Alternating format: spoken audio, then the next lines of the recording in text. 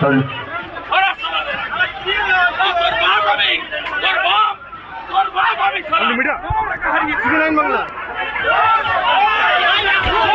নমস্কার, ব্রেকিং বাংলায় আপনাদের স্বাগত। আমি জয়ন্ত মজুমদার। আচমকা শারীরিক অসুস্থতার জন্য গত 3 দিন আপনাদের সামনে প্রতিবেদন প্রকাশ করতে পারিনি, সেই জন্য ব্রেকিং বাংলার দর্শকদের কাছে আমি দুঃখিত, ক্ষমা প্রার্থী। আপনারা যে ভিডিওটা দেখলেন শুভেন্দু অধিকারীর, এই ভিডিওটি রানাঘাট দক্ষিণ বিধানসভা কেন্দ্রের অন্তর্গত গাংনাপুরে গত শুক্রবার দিন শুভেন্দু অধিকারী গাংনাপুরে গিয়েছিলেন। অভিযোগ যে সেখানে ভোটের পরে, উপনির্বাচনের পরে বিজেপি কর্মীদের মারধর করা হয়েছে এবং সেখানে তাদের বাড়ি ভাঙচুর করা হয়েছে। সেই কারণে শুভেন্দু সেই বিজেপি কর্মীদের সঙ্গে দেখা করতে গিয়েছিলেন। সেখানে তৃণমূল সমর্থকরা তাকে যে লক্ষ্য করে জয় বাংলা স্লোগান দেন, চোরচোর স্লোগান দেন। তখনই মেজাজ হারিয়ে শুভেন্দু অধিকারী তাদের দিকে তেড়ে যান, জুতো খুলে তাদেরকে দেখান এবং কিছু গালাগাল টালাগাল দিয়েছেন এবং পাশাপাশি পুলিশকেও হুমকি দিয়েছেন, স্থানীয় থানার ওসিকে হুমকি দিয়েছেন, তাকে দেখে নেওয়ার হুমকি দিয়েছেন, কোর্টে গিয়ে তার বিরুদ্ধে ব্যবস্থা নেওয়ার কথা বলেছেন। এইসব কথা শুভেন্দু অধিকারী বলেছেন। তো যথেষ্ট মেজাজ হারিয়েছিলেন শুভেন্দু অধিকারী। তো অনেকেই বলছেন যে শুভেন্দু অধিকারী তৃণমূল সমর্থকদের বিক্ষোভের মুখে মেজাজ হারিয়েছেন, আবার কারোর কারোর অন্য মত রয়েছে। কিন্তু আমি যেটা মনে করছি বা যেটুকু খবর পেলাম, যে অ্যাকচুয়ালি যেটা হয়েছে সেরকম ঘটনা তৃণমূল সমর্থকরা মাঝে মধ্যেই শুভেন্দুকে দেখে বিভিন্ন জায়গায় এবং খোদ নন্দীগ্রামে পর্যন্ত শুভেন্দুকে দেখে বিক্ষোভ দেখিয়েছেন। কিন্তু শুভেন্দুর এদিনের মেজাজ হারানোর কারণ অন্য।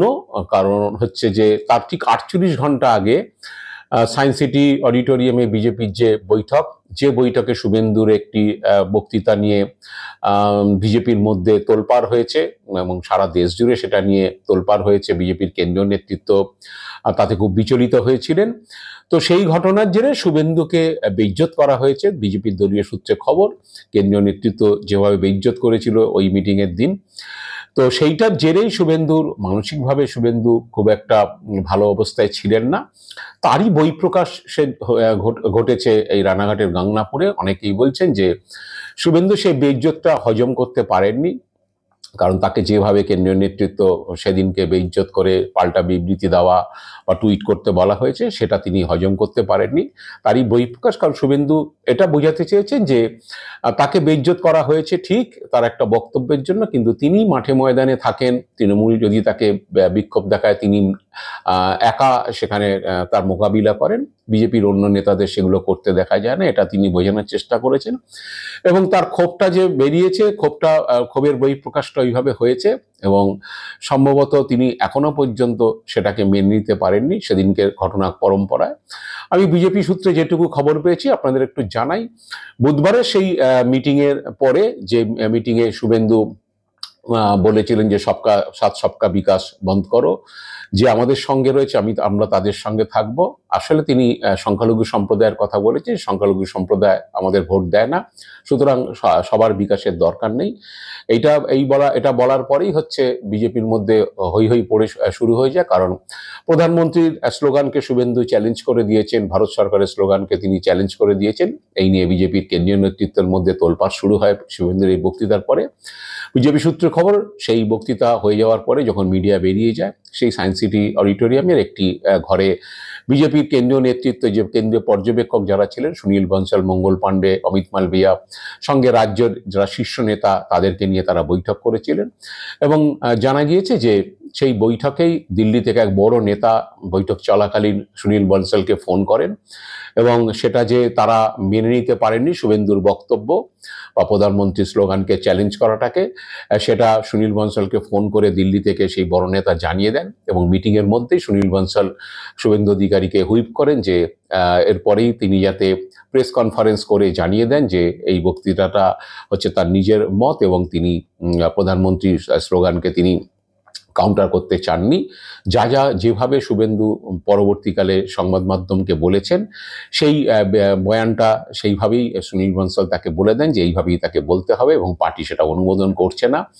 একই সঙ্গে টুইট করতে হবে এবং টুইটে কি লিখতে হবে সেটাও বলে দেওয়া হয়। কেন্দ্রীয় পর্যবেক্ষক শুভেন্দুকে বলে দেন এইটা বলে দেওয়ার পাশাপাশি হচ্ছে সুকান্ত মজুমদার সেই বৈঠকে ছিলেন। সুকান্ত মজুমদারকেও বলে দেওয়া হয়েছিল যে পার্টি যে সেটা অনুমোদন করেন না সেটা যাতে সুকান্ত মজুমদার প্রেসকে ডেকে বলে দেন, এবং যথারীতি শুভেন্দু অধিকারী সেই মতো বৈঠক শেষে সাংবাদিকদের সম্মেলন করে বলে দেন যে প্রধানমন্ত্রীর স্লোগান সেটা একটা ভিন্ন আঙ্গিকের সেটা বলা, সেটার আলাদা একটা বিষয়, এবং তিনি যেটা বলতে চেয়েছেন রাজনৈতিকভাবে রাজনৈতিক তাদের যে মঞ্চ সেই মঞ্চে তিনি বলেছেন এটার সঙ্গে প্রধানমন্ত্রীর স্লোগানের কোনো যোগসূত্র নেই।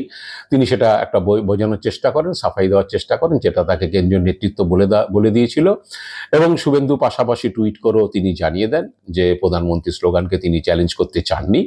তো এটা তো হয়ে গেল। এরপরে সুকান্ত মজুমদার বলেন যে পার্টি এটা অনুমোদন করে না।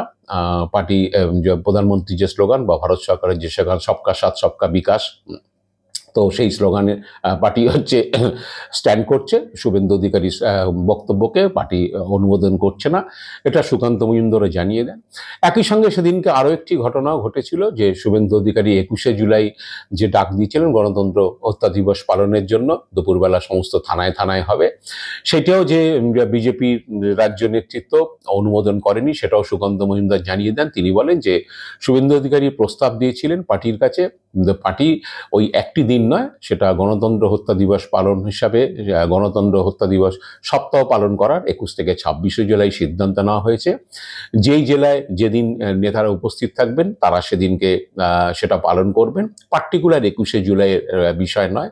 অর্থাৎ শুভেন্দুর যে প্রস্তাব সেই প্রস্তাবটাকে খারিজ করে দেওয়াই একটা মোটামুটি লক্ষ্য ছিল, এবং সেই মতোই সেই কর্মসূচি চলছে। যেখানে যেমন যে লোকজন যেদিন সুবিধা হচ্ছে সেদিনকে তারা বিক্ষোভ দেখাবে বা থানায় বিক্ষোভ দেখাচ্ছেন।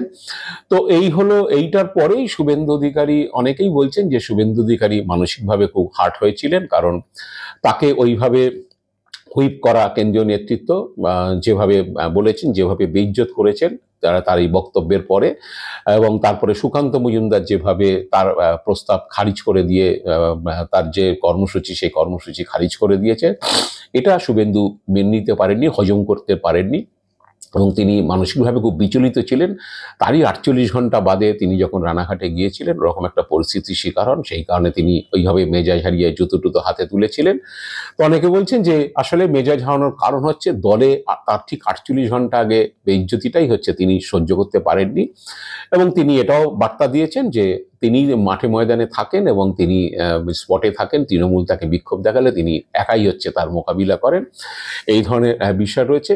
কিন্তু বিজেপি দলীয় সূত্রে আরও যেটি জানা যাচ্ছে যে শুভেন্দুর এই বক্তব্যকে এনডোর্স না করার আরেকটি কারণ হচ্ছে অনেকেই মনে করছেন যে শুভেন্দু যে কথাটা বলেছেন, যারা কট্টর হিন্দু কথা বলে তারা তাকে সমর্থন করবেন, তথাগত রায়দের মতো লোকেরা সমর্থন করবেন, যারা বিজেপিকে ইতিমধ্যে ভোট দিচ্ছেন বা দিয়েছেন তাদের অনেকে হয়তো সমর্থন করবেন, কিন্তু বিজেপিকে ভোট দেন না, বিজেপির ভোট দেন না এমন যারা হিন্দুরা রয়েছেন এ রাজ্যে, সেটা সংখ্যাটা কম নয়, অনেক বিরাট অংশ, সেই হিন্দুদের মধ্যে অনেকেই হচ্ছে এইটা পছন্দ করেন না। তারা যে হিন্দু হলেও তারা অন্য ধর্মের প্রতি যে সহানুভূতিশীল এবং অন্য ধর্মের প্রতি হিংসা বা অন্য ধর্মের প্রতি ঘৃণা ছড়ানো সেই হিন্দুরা পছন্দ করেন না।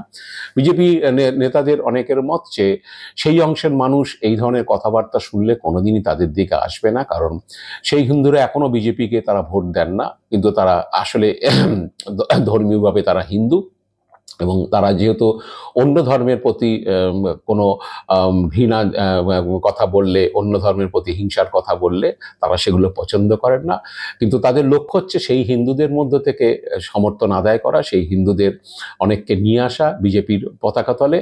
তো সেই কারণে এই ধরনের কথা কোনো একটি সম্প্রদায়ের সঙ্গে যে এই ধরনের আচরণ, তাদের উন্নয়ন থেকে তাদেরকে বাদ দাও, এইসব কথা বললে সেই হিন্দুরা সেটা সমর্থন করবেন না। যারা কট্টর হিন্দু, যারা এই মতকে সমর্থন করেন তারা ইতিমধ্যেই বিজেপিকে সমর্থন করেন, সেটার জন্য সমস্যা নয়। সমস্যা হচ্ছে যারা এগুলো পছন্দ করেন না তাদের কাছে যে বার্তাটা গেল সেই বার্তাটা ঠিক নয়। সেই কারণে কেন্দ্রীয় নেতৃত্ব শুভেন্দুকে সঙ্গে সঙ্গে সবক শেখানোর মতো করে সেটা করেছেন, এবং একই সঙ্গে প্রধানমন্ত্রীকে চ্যালেঞ্জ করার বিষয়টিও কেন্দ্রীয় নেতৃত্ব, প্রধানমন্ত্রীর স্লোগানকে চ্যালেঞ্জ করাটা কেন্দ্রীয় নেতৃত্ব ভালো চোখে দেখেননি। তাই দেনেন দেয়ার তারা সঙ্গে সঙ্গেই হচ্ছে মিটিংয়ে যখন বসেছিলেন সেখানে দিল্লি থেকে ফোন আসে, কারণ শুভেন্দুর বক্তৃতার মধ্যেই হচ্ছে দিল্লিতে খবর চলে যায় যে শুভেন্দু এই ধরনের কথা বলেছেন, এবং কেন্দ্রীয় এক বড় নেতাই সুনীল বনসালকে বলে নির্দেশ দিয়ে হচ্ছে শুভেন্দুকে দিয়ে এইগুলো করিয়েছেন, যাতে তিনি এইটাকে সংশোধন করেন, এবং সংশোধন করে কি বলতে হবে সেটাও তারা বলে দেন। এই ঘটনা শুভেন্দু গত 3.5 বছর আগে যখন বিজেপিতে জয়েন করেছেন, 3.5 বছরে শুভেন্দুকে এরকম শিক্ষা দল কোনোদিন দেয়নি, এবং শুভেন্দুর ধারণা ছিল তিনি যেটা করেন সেটাই দলের কেন্দ্রীয় নেতৃত্ব এন্ডোর্স করে, কিন্তু এবার সেটা হয়নি দেখে তিনি কিছুটা হচ্ছে হতবাকই হয়েছেন, হতাশাগ্রস্ত হয়েছেন। যদিও পরে অনেক কিছু বলেছেন তিনি, যে তার বাক স্বাধীনতা আছে, তিনি করতে পারেন। কিছু কিছু নেতৃত্ব রাজ্যের যারা শুভেন্দু অনুগামী বলে ইতিমধ্যেই পরিচিত হয়েছেন, তারা অনেকে শুভেন্দুর মতকে সমর্থন করেছেন, কিন্তু শুভেন্দুকে কেন্দ্রীয় নেতৃত্ব এইভাবে হুইপ দিয়ে তাকে পাল্টা ঢোক গেলাতে বাধ্য করবে, এটা তিনি বুঝতে পারেননি। সেই জ্বালা যন্ত্রণাটা তার মনের মধ্যে ছিল, তারই বহিঃপ্রকাশ হয়তো তার 48 ঘন্টা বাদে রানাঘাটের গাংনাপুরে গিয়ে হয়েছে, এটাই মনে করছেন রাজ্য বিজেপি নেতাদের একাংশ। তো এখন জানি না শুভেন্দু আগামী দিনে হচ্ছে কতটা নিজেকে সংযত রাখতে পারবেন, বা কেন্দ্রীয় নেতৃত্ব তাকে সব কিছুতে যে প্রায়োরিটি দেয় তিনি যেটা বলে থাকেন সেটা কতটুকু এনজয় করতে পারবেন আমি জানি না, বা আগামী দিনে সুকান্ত মজুমদার যতদিন প্রেসিডেন্ট থাকবেন, সুকান্ত মজুমদার আবার শুভেন্দু অধিকারীর কোন কোন কর্মসূচিকে জল ঢেলে দেবেন সেটাও আমি জানি না। এগুলো হতে পারে, এগুলোর আশঙ্কার কথা বিজেপি নেতাকর্মীদের অনেকে মনে করছেন। এখন এগুলোকে নিয়েই শুভেন্দুকে চলতে হবে। এখন ভবিষ্যতে শুভেন্দু আবার মেজে হারিয়ে ফেলেন কিনা সেই কারণে বিজেপি কর্মীদের মধ্যে অনেকে, বা শুভেন্দুর অনুগামীদের মধ্যে অনেকের আশঙ্কা রয়েছে। দেখা যাক আগামী দিনে কি করেন তিনি, এই দিকে আমরা লক্ষ্য রাখবো। আজ এ পর্যন্তই। আপনারা ভালো থাকবেন, সুস্থ থাকবেন। নমস্কার।